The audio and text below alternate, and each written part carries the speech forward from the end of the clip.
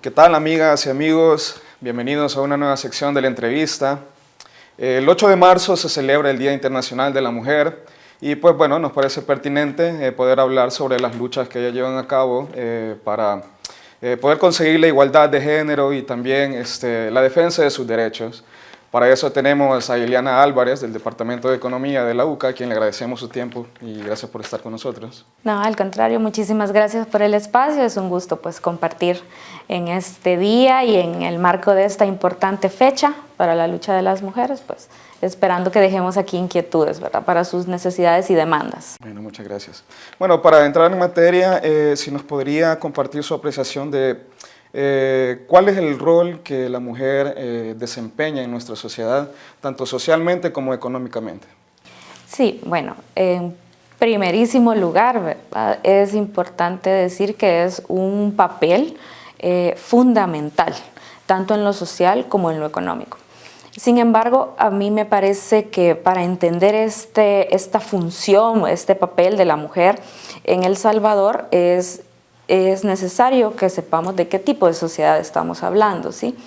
Y pues es una organización que desde lo económico está marcado por dinámicas capitalistas y desde lo social pues por un orden patriarcal que determina mucho, ¿verdad?, este rol o este papel del que estamos hablando. Entonces, o sea, si lo hablamos desde este punto de vista, en lo económico podríamos pensar que no dista mucho el papel de una mujer con respecto al de un hombre en el sentido de un agente generador de ingresos, ¿sí?, emprendedor, ¿verdad?, que ayude en la acumulación de riqueza, ¿verdad?, que genere medios de vida, etcétera, ¿verdad? Y desde lo social, pues sabemos que ahí es un poco más impositivo, ¿verdad?, y se espera pues, ¿verdad?, un comportamiento de las mujeres a la hora de generar el bienestar, de promover estándares morales, etc. Sin embargo, cuando, digamos, dejamos esta mirada más convencional sobre todo en lo económico, nos damos cuenta que esta percepción invisibiliza, ¿sí?, uno de los aportes más importantes de las mujeres a la reproducción, ¿verdad?, tanto social como económica, como es el trabajo de cuidados no remunerado, que se realiza sobre todo dentro de los hogares, ¿sí?, y con una sobrecarga para el caso de las mujeres en nuestro país. ¿Y por qué es importante destacar esto en una conversación de este tipo y sobre todo en el marco del 8 de marzo? Porque es ahí donde se colocan importantes necesidades e importantes demandas de las mujeres, ¿sí? ¿Por qué? Porque esta distribución desigual de trabajo que existe en la sociedad, ¿sí?, está generando múltiples desigualdades, no solamente económicas, también sociales, de participación política, ¿sí?, de participación en el desarrollo. Entonces es bien importante entender, ¿verdad?, que el rol, el papel de las mujeres en la sociedad no es solo lo que se ve o lo que podemos apreciar a simple vista, también es todo esto, ¿verdad?, que permite sostener la vida y que se está desarrollando sobre todo dentro de los hogares. Bueno, tal vez para ser un poquito más específicos, en el día a día, ¿cómo se podría identificar esa manifestación del atropello a los derechos de las mujeres y esa desigualdad que ellas viven? Sí, pues como mencionaba anteriormente, ¿verdad?, todas estas desigualdades en realidad son manifestaciones, ¿sí?, de inequidades más de corte estructural, podríamos decir.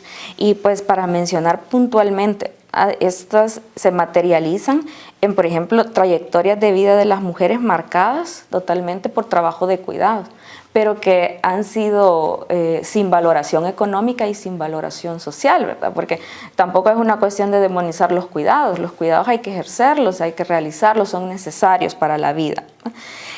También tenemos que cuando hablamos de trayectoria de vida, no solamente podemos pensar en mujeres adultas, también pensamos en que esto está afectando la vida de las niñas, de las adolescentes, de las mujeres adultas mayores. En el caso de las niñas y de las adolescentes, una de las manifestaciones más claras es, por ejemplo, la deserción escolar o tener dobles jornadas de trabajo cuando asisten a la escuela, ¿no?, que también tienen que atender labores dentro del hogar en forma desproporcionada con sus pares varones, ¿sí? Esta como pues exclusión educativa, ¿verdad?, también la vemos forma manifiesta como exclusión laboral, ¿verdad? Esto que pasa en la escuela, ¿verdad? Y que tiene sus raíces dentro del hogar, pues también se reproduce en los mercados laborales. Tenemos ya sea mujeres que no están entrando, ¿verdad? Por motivos del cuidado o del hogar, o mujeres que entran en condiciones precarias o en desventajas con respecto a sus pares varones. ¿Cuál es como la manifestación más visible que siempre vemos de esto? Una de las desigualdades de género más conocidas es, por ejemplo, la brecha salarial, ¿verdad? Sabemos que pueden existir mujeres con la misma trayectoria, con el mismo nivel educativo dentro del mercado laboral, que pues tienen acceso a menor ingreso, ¿verdad? En este sentido. Esto además, ¿cómo lo vemos desde mujeres de diferente nivel de ingreso o desde diferentes territorios? Lo vemos con dificultades para lograr autonomía económica, ¿verdad? Con mucha dificultad, por ejemplo, para entrar a los que se denominan mercados formales, ¿verdad? Dentro de la economía, ¿sí? También vemos muchas mujeres, ¿verdad? Que tienen su trabajo de vida ha sido el cuidado, sin acceso a una pensión, porque la pensión es un beneficio estricto del mercado formal, ¿no? Y bueno, también tenemos en general que las mujeres pues no participan de lleno en las dinámicas de generación de ingresos, ¿sí? Y esto pues también lo podemos observar cuando estudiamos aquellos sectores donde las mujeres sí son remuneradas, ya sea haciendo trabajos asociados al cuidado o en aquellos sectores que se logran insertar. También vemos, por ejemplo, que suelen ser los sectores de más bajos salarios, ¿sí? Aquellos en los que las mujeres logran insertarse, entonces hablamos también de una precarización laboral de las mujeres. Tal vez hablando un poco en ese término de las mujeres que tienen que hacer como doble esfuerzo y que no son remuneradas igualitariamente, ¿no? con el esfuerzo que hacen laboralmente. Las limitaciones que sufren las mujeres que se insertan digamos, al extracto laboral informal, ¿cuáles son esas limitaciones que viven o esa situación que viven?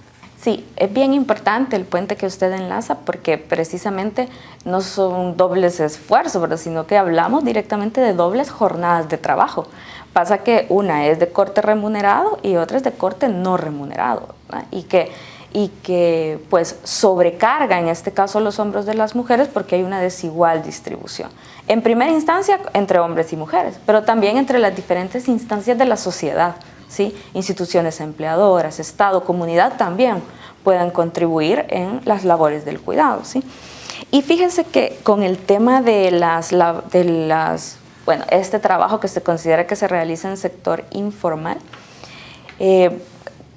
la explicación, ¿verdad? Como directa que podemos dar cuando tratamos de explicar por qué existe este mercado informal es porque hay una incapacidad del formal para absorber, ¿verdad? Aquellos hombres y aquellas mujeres que forman parte de la fuerza de trabajo. Sin embargo, cuando profundizamos, ¿verdad?, en el por qué las mujeres se encuentran mayoritariamente dentro del mercado informal, también logramos entender, si queremos desde un análisis más feminista, que es ahí donde muchas mujeres logran una fuente de ingreso que además sea compatible con su jornada del cuidado, ¿sí? No es fortuito para el caso, ¿verdad?, que cuando analizamos en El Salvador por categoría ocupacional, los hombres encabezan, por ejemplo, los trabajos asalariados permanentes y temporales. Sin embargo, y los encabezan muy por encima de las mujeres. Sin embargo, cuando vemos qué encabezan las mujeres, muy por encima de los hombres, encontramos las ocupaciones por cuenta propia con o sin local, los servicios domésticos, los cuidados de familiares no remunerados, ¿sí? Y por tanto esto también garantiza y reproduce una estructura donde la mayoría de patrones son hombres, ¿verdad? Entonces vemos también ahí cómo se realiza una cuestión de las relaciones de poder, ¿verdad?, en lo económico, ¿sí? Entonces eso es en realidad muy importante a tener en cuenta a la hora de pensar medidas que beneficien a las mujeres que se desenvuelven dentro del denominado mercado informal, ¿no? Porque en realidad ahí hay más que una insuficiencia de acceder a una plaza formal, sino que también hay diferentes necesidades que es vital atender, ¿verdad?, por parte de quienes toman decisiones. Ahora bien, en el ámbito político, cuál es la situación que vive la mujer, tal vez hacer como dos escenarios. ¿Qué tiene que hacer una mujer o qué vive o cuál es la situación de la mujer para poder insertarse en el ámbito político o participar en el ámbito político? Y cuál es la situación cuando ya puede acceder a un espacio donde ella puede, digamos, desempeñarse en decisiones políticas, ¿verdad? Porque, bueno, se ve en redes sociales también, los ataques son diferentes a las mujeres, a funcionarias que a hombres, ¿verdad? Y también, bueno, les cuesta hay alguna diferencia en el camino hacia ese puesto, si nos puede ser. Sí, ahí es bien importante, como usted lo menciona, cómo lo introduce, porque vemos como ahí también está primando la cultura patriarcal, ¿no? En la forma en la que las mujeres pueden ejercer participación política. Pero antes del cómo la ejercen, ¿verdad?, es ver en qué medida tienen acceso a participación política. Porque, bueno, ya hemos hablado de que existe exclusión educativa, también de que existe exclusión laboral, ¿sí?, diferencias en los niveles de ingreso. Pero en este caso, la cuestión de la participación política constituye otra exclusión, ¿sí? ¿Y cuál es el problema con que haya desigualdad en esa participación? Que dentro de los espacios políticos, que normalmente son también espacios tomadores de decisiones, ¿verdad?, no se cuenta con voz y voto de las mujeres. Y eso no es una línea simple, sino que lo que se está dejando por fuera de los espacios tomadores de decisiones son las necesidades de las mujeres, ¿no? Entonces, estas mismas causas estructurales, estas mismas factores que imposibilitan para muchas mujeres un desarrollo integral, están imposibilitando también su participación en espacios políticos, y no solamente en política en el sentido estricto que la conocemos, ¿no?, sino también, por ejemplo, en los espacios de organización comunitaria, que también son espacios políticos, ¿verdad?, en los espacios de formación política, ¿verdad?, donde también vemos menos presencia de las mujeres, precisamente porque pues están realizando otras labores, ¿verdad? Tienen que estar en la casa, tienen que cuidar a los niños. Exactamente, la sobrecarga de trabajo de cuidados también está imposibilitando, ¿verdad?, esa participación política. Pero ¿qué pasa? Que es evidente, ¿verdad?, y en el marco del 8 de marzo se reivindica el tema de la necesidad de reconocer a los cuidados como esta labor esencial, ¿no?, pero sobre todo la necesidad de redistribuir ese tiempo de trabajos, ¿verdad? ¿Por qué? Porque en la medida que se reduzca el tiempo de trabajo de las mujeres, ¿verdad?, que se reconozca la importancia de ese trabajo y que se redistribuya entre toda la sociedad, entonces se puede pensar en liberar los tiempos de las mujeres, y aquí identificando todos los tipos de necesidades, todos los tipos de territorio donde encontramos mujeres cuidadoras, ¿sí?, para que se pueda entonces materializar en los espacios políticos las necesidades reales, ¿sí? Uh-huh. Ahora bien, para finalizar, ¿cuáles son, digamos, las medidas que, o primarias o que más se necesitan tomar a su criterio para la defensa de los derechos de las mujeres y de las niñas en nuestro país? Sí, mire, aquí es bien importante, porque vemos que esto no es automático, ¿verdad? Requiere transformaciones económicas, sociales, culturales, ¿verdad?, y de otra índole. Serían medidas integrales, digamos. Sí, sin embargo, sí podemos pensar, ¿verdad?, en escenarios de corto, mediano y largo plazo. Y para el corto y mediano plazo, ¿verdad?, desde las diferentes instancias feministas, la academia más crítica, ¿verdad?, hemos propuesto puntualmente la corresponsabilidad social en los cuidados, en la idea de la redistribución de los tiempos, ¿sí? Para esto se necesitan políticas concretas dentro de los mercados laborales, ¿verdad? Por ejemplo, esquemas no contributivos que permitan recompensar a las mujeres que han cuidado toda su vida sin ningún ingreso, ¿sí? Pensar en jornadas diferenciadas de trabajo, ¿verdad?, para que tanto hombres como mujeres puedan atender necesidades del cuidado, que no solamente son de niños y niñas, también de personas adultas mayores, personas con enfermedades, personas con discapacidades, infraestructura por parte del Estado que permita descargar los hombros de las mujeres en este sentido, ¿no? Y esto, como le decía, como a corto y mediano plazo. Sin embargo, ya también desde las diferentes instancias, ¿no?, y esto sobre todo porque esto es parte de una crisis que denominamos la crisis multidimensional de los cuidados.